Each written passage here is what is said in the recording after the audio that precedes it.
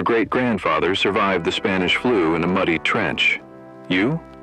You pull a hamstring sleeping on a memory foam mattress and panic if the hospital Wi-Fi drops below 3 bars.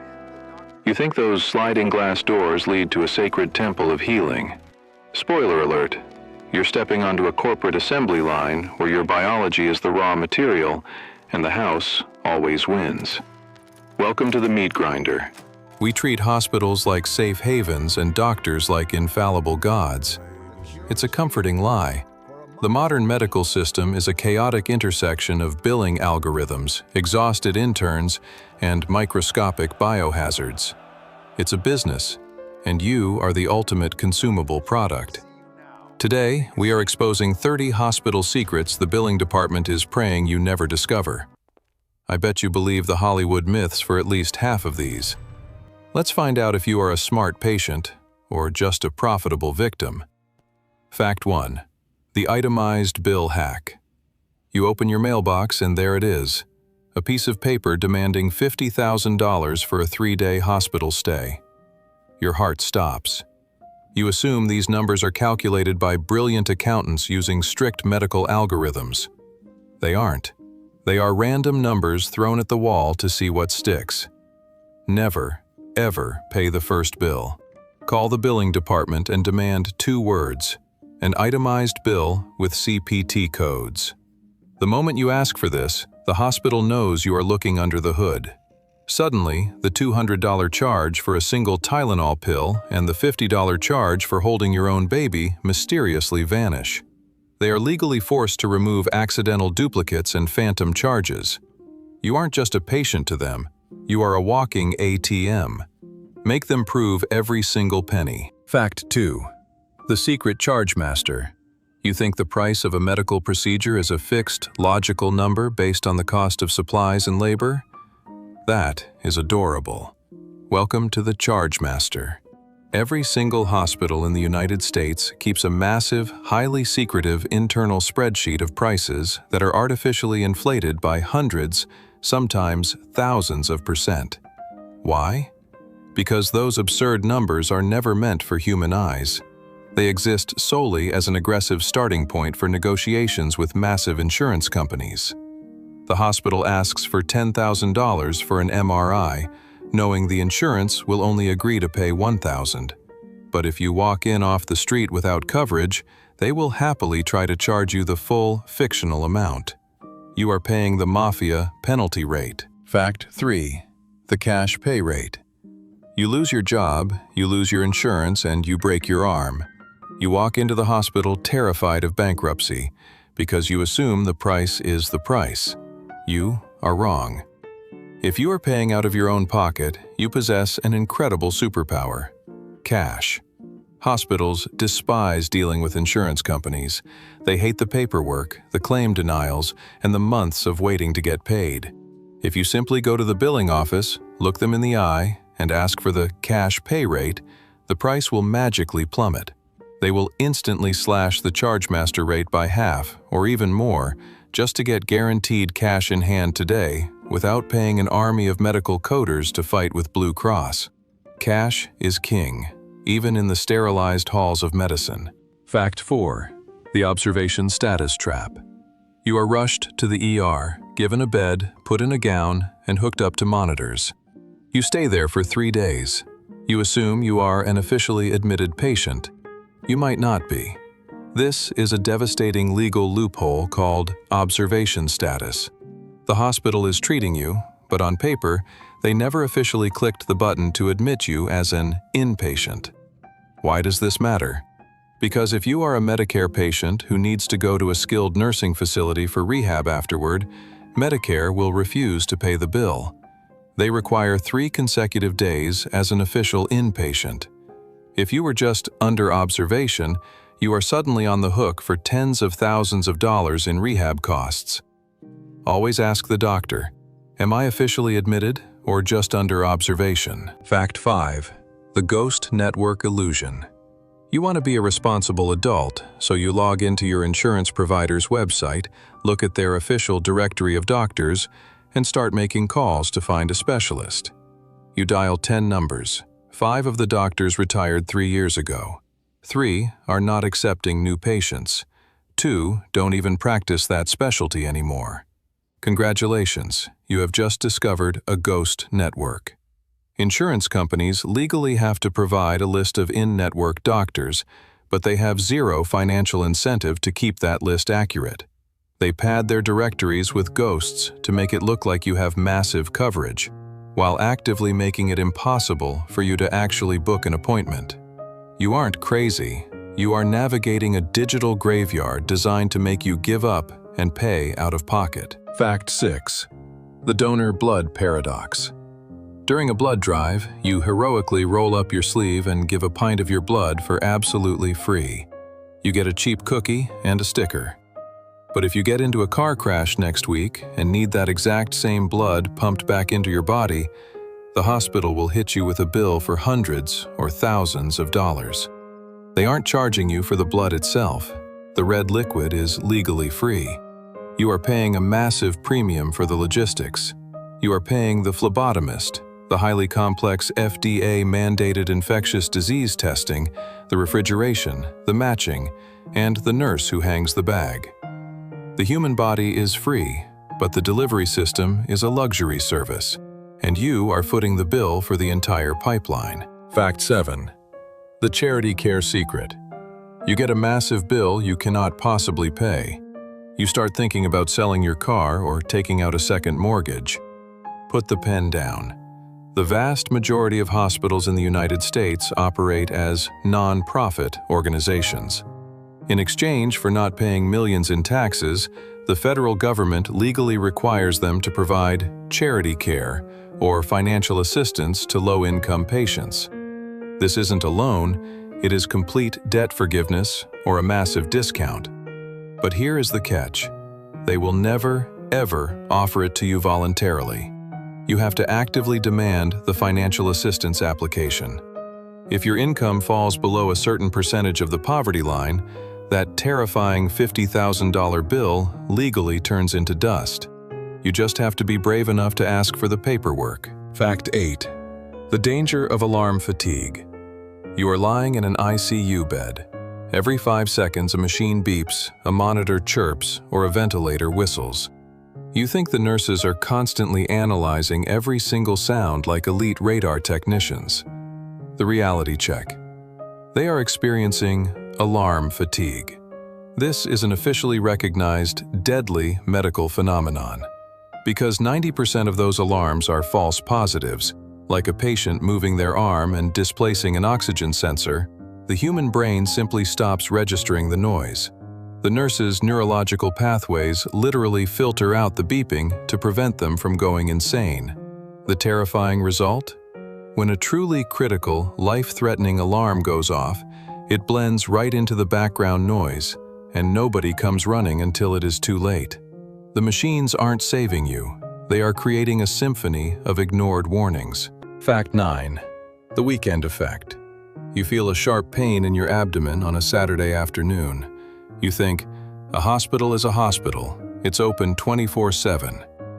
You are biologically naive. Statistics universally show that if you are admitted to a hospital on a weekend, your chances of dying or experiencing severe complications are measurably higher. This is called the weekend effect. The absolute best, most experienced specialist doctors are at home playing golf. The staffing levels for nurses and technicians are slashed to the bare minimum. The MRI tech might be on call, sitting in his living room 20 minutes away. If you have a heart attack on a Tuesday morning at 10 a.m., you get the varsity team. If you crash on a Sunday at 2 a.m., you get the skeleton crew trying to keep the ship from sinking until Monday. Fact 10. The deadly July effect. If you live near a major teaching hospital, you need to mark July on your calendar with a big red X. Every single year in July, the entire hierarchy of American medicine rotates. The experienced medical students become brand new, terrified interns. The interns become residents. The hospital is suddenly flooded with exhausted 26-year-olds who just walked out of a classroom and are now legally allowed to prescribe narcotics and slice into your skin. While the attending physicians are watching them closely, the statistics don't lie. Minor medical errors, delayed diagnoses, and prescription mix-ups experience a slight but measurable spike during this month. It is the medical equivalent of taking your car to a mechanic whose only experience is reading the manual. Try to schedule your elective surgeries for October. Look at you, sweating over your premium insurance card. You thought your gold tier coverage made you invincible, but you're just a highly profitable barcode on a gurney. Your ancestors fought off wolves with burning sticks, and you are getting robbed blind by a spreadsheet. Let's see if you can survive the night shift in the sterile zone. Fact 11. The handoff danger zone. You think the most dangerous part of your hospital stay is the surgery itself? Wrong. The most lethal moment happens twice a day, at 7 a.m. and 7 p.m. It is called the handoff. This is when the exhausted day shift nurse passes your chart to the incoming night shift nurse. It is a chaotic, hurried game of clinical telephone. If a nurse forgets to verbally mention that your blood pressure has been slowly dropping or that you are allergic to a specific painkiller, that critical data is lost in the void. The new nurse walks into your room completely blind to your trajectory. The vast majority of preventable medical errors don't happen because of bad medicine. They happen because of bad communication during shift changes. If you have a loved one in the hospital, you be the anchor. You remind the new nurse of everything. Fact 12. Resident overwork. You are lying on the operating table, and the young surgical resident leans over you with a scalpel. You assume they are sharp, focused, and well-rested. That is a hilarious fantasy. By the official rules of the Accreditation Council for Graduate Medical Education, young doctors are legally permitted to work brutal shifts lasting up to 28 hours straight. That is not a typo. The person calculating your medication dosage or stitching up your internal organs has likely been awake since yesterday morning, surviving entirely on stale cafeteria coffee and sheer panic. Study after study proves that sleep deprivation mimics the cognitive impairment of being legally drunk. You wouldn't get into a taxi with a drunk driver, but you are happily letting one operate on your gallbladder. Fact 13. Reusing disposable instruments. You watch the doctor tear open a sterile plastic package to pull out a surgical blade or a catheter. You feel safe because it is single-use and brand new. The reality check. It might be on its 5th tour of duty. In a desperate bid to save money, hospitals routinely participate in FDA-approved third-party reprocessing. They take single-use medical devices, things that literally go inside your veins and arteries, pack them into boxes, and ship them to specialized factories. These factories aggressively bleach them, sterilize them, repackage them, and sell them right back to the hospital at a discount. It is entirely legal. You are paying premium, top-tier medical prices for refurbished, used equipment that has already been inside a stranger's body. Fact 14. The secret drug shortages. You think modern hospitals have an infinite vault of every magical elixir known to science? The truth is, the American medical supply chain is holding on by a thread. Behind the scenes, hospitals are constantly fighting terrifying, unpublicized drug shortages. We aren't just talking about rare experimental cancer drugs, we are talking about the absolute basics. Bags of simple saline solution, basic broad-spectrum antibiotics, and crucial anesthetics frequently go out of stock because a single manufacturing plant overseas had a bad week. Doctors are constantly forced to improvise, substituting second-tier drugs or rationing painkillers because the pharmacy is literally empty. It is a biological rationing system happening right under your nose, and nobody tells you until you wake up hurting. Fact 15. The dirty cubicle curtains.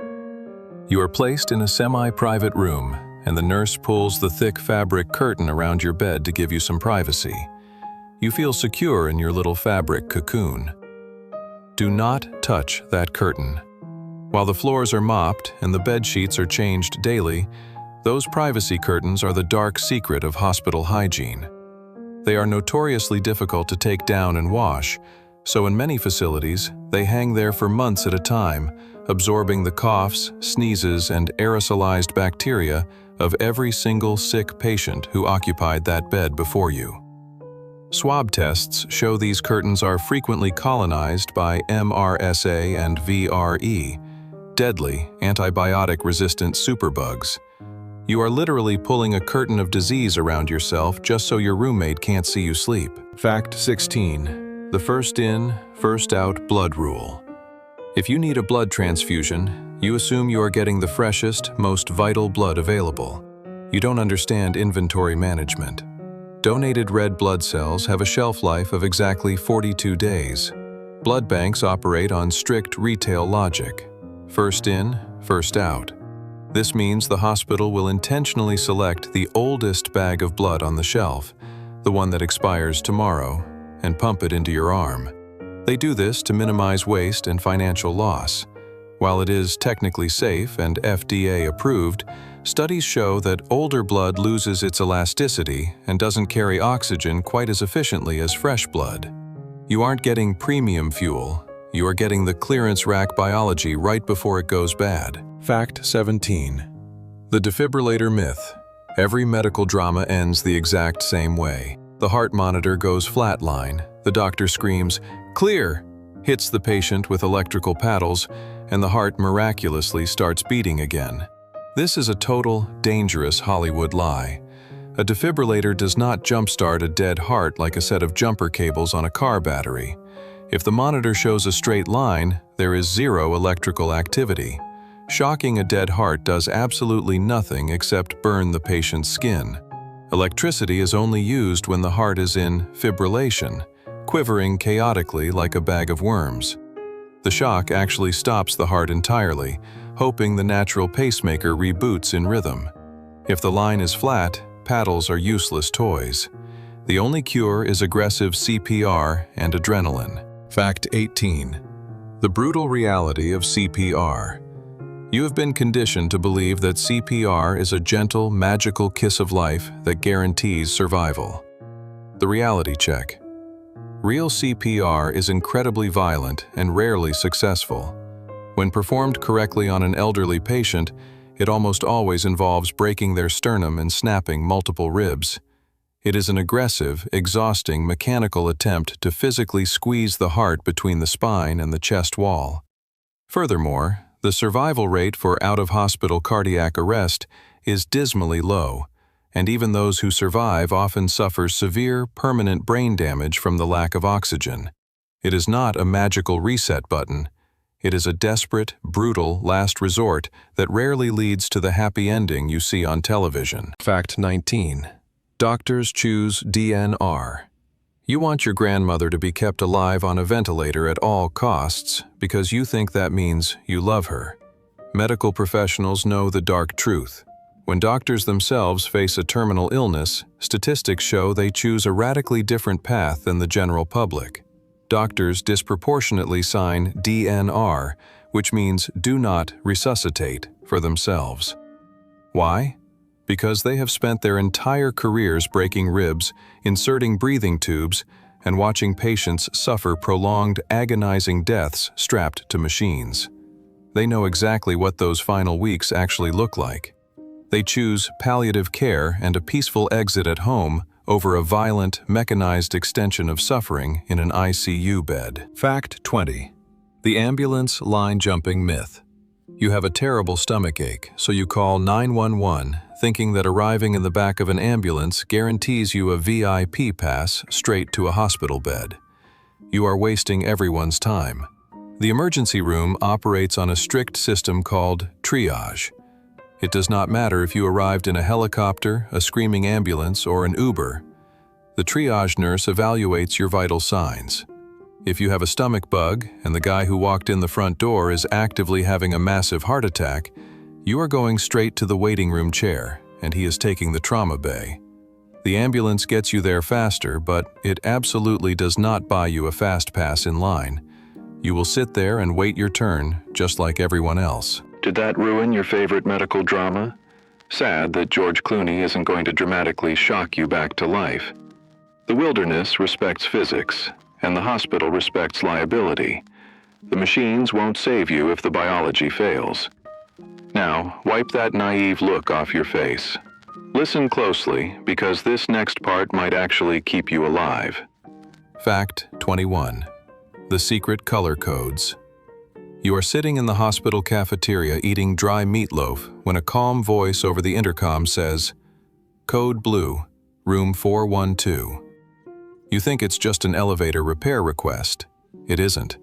Hospitals use a universal system of color codes to communicate absolute terror without causing the waiting room to panic and stampede. Code blue means someone's heart just stopped and they are actively dying. Code pink means an infant has been abducted from the maternity ward. Code red means there is a literal fire in the building.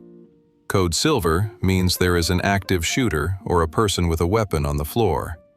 It is a secret language of disaster playing right over your head while you casually sip your apple juice. Fact 22. The sales reps in surgery. You are lying under the bright lights of the operating room, assuming everyone in scrubs is a highly trained medical professional dedicated to your well-being. Look in the corner of the room. There is often a person standing there who is not a doctor, not a nurse, and not an anesthesiologist. They are a corporate salesperson. It is a completely legal, standard practice for representatives from medical device companies, the people who manufacture your new titanium hip or your pacemaker, to be physically present in the room during your surgery. They are there to advise the surgeon on the technical specs of their proprietary hardware. Yes, the guy who gets a massive commission check for selling the drill is standing right there while the surgeon uses it on your bones. Fact 23.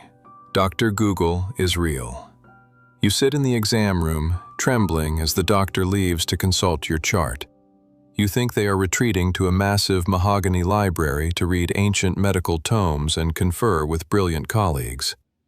The reality check. They went to the hallway to pull out their smartphone and literally Google your symptoms. Doctors are human beings. They cannot memorize every single rare syndrome, drug interaction, and obscure rash on the planet. They use specialized clinical search engines like UpToDate, but often they just use regular Google to look up images of strange dermatological conditions to compare with your leg. Don't be offended, be grateful. An arrogant doctor who refuses to look things up is the one who kills you. A doctor who Googles is a doctor who cares. Fact 24. Antibiotics for the reviews. You get a nasty viral cold. You drag yourself to urgent care and demand antibiotics. The doctor knows with absolute scientific certainty that antibiotics do absolutely zero to kill a virus. It is basic biology. But they write you the prescription anyway. Why? Because modern healthcare is driven by patient satisfaction scores. If the doctor spends 20 minutes explaining virology to you and sends you home empty-handed, you will leave a terrible 1-star review on Google claiming they are a quack. If they hand you a useless antibiotic pill, you feel validated. You leave a 5-star review, and the clinic keeps its funding. They are willingly contributing to the global crisis of antibiotic-resistant superbugs just to keep you from throwing a tantrum online. Fact 25. The patient advocate weapon. You are trapped in a hospital bed. The nurses are ignoring your call light. Your pain medication is hours late, and the doctor won't answer your questions. You feel entirely powerless against the massive corporate machine. You aren't. Pick up the bedside phone and demand the patient advocate. Every accredited hospital employs this specific staff member. Their sole job is risk management and conflict resolution. They are the internal affairs department of the hospital. The absolute second you mention the patient advocate, the entire floor staff knows you understand your legal rights. It is the quickest, most effective way to cut through the bureaucratic red tape and force the administration to physically walk into your room and fix the problem before you call a lawyer. Fact 26. The right to appeal discharge. The doctor walks in with a fake smile, hands you a stack of papers, and says, "Great news, you are being discharged today." But you can barely stand up, you are in agonizing pain, and you know you are not ready to go home. You think you have to obey them. You don't. you have the absolute legal right to appeal your discharge.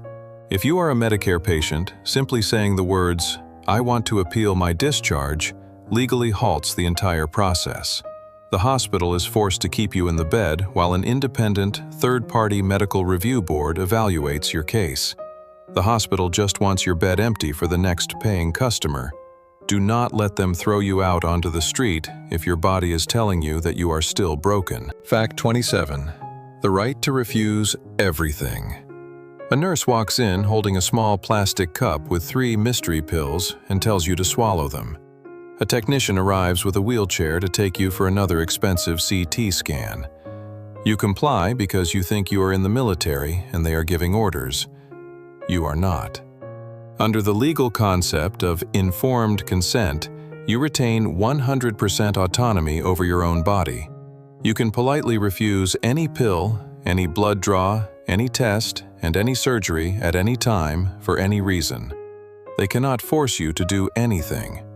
If a doctor orders a test and refuses to explain exactly why you need it or how much it will cost, cross your arms and say no.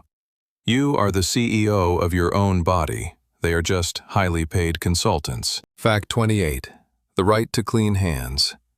This is the simplest, most terrifying secret on the list.